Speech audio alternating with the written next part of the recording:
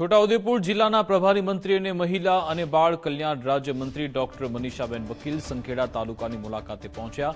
આ મુલાકાત દરમિયાન તેમણે સંખેડાની વિશ્વવિખ્યાત લાકડાની હસ્તકલા સાથે જોડાયેલી સખી મંડળીની બહેનો સાથે પ્રેરક મુલાકાત અને આત્મીય સંવાદ કર્યો।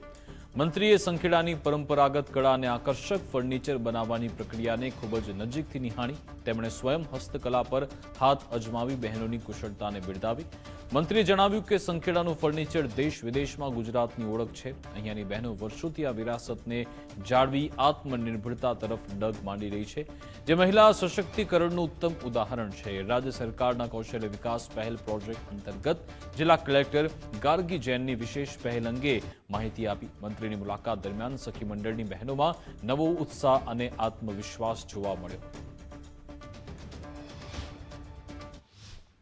આજે સંખેડા ખાતે જે વર્ષો જૂનું લગભગ 100 વર્ષથી પણ વધારે જે ફર્નિચર આખા દુનિયામાં વખણાય છે, એ જગ્યા પણ આજે સખી મંડળની બહેનો દ્વારા જે ખૂબ સારી રીતે કામગીરી થઈ રહી છે ત્યારે, અને સુથાર સમાજના જે બહેનો છે અને ભાઈઓ છે જે રીતે અલગ અલગ ફર્નિચર સંખેડાનું બનાવે છે અને જેની ડિમાન્ડ ના માત્ર આખા દેશમાં પણ દેશની બહાર અલગ અલગ જે દુનિયામાં અલગ અલગ દેશોમાં પણ થઈ રહી છે, એની ડિમાન્ડને જોતાં પણ આજે અહીંયા આવી અને આનંદ થયો।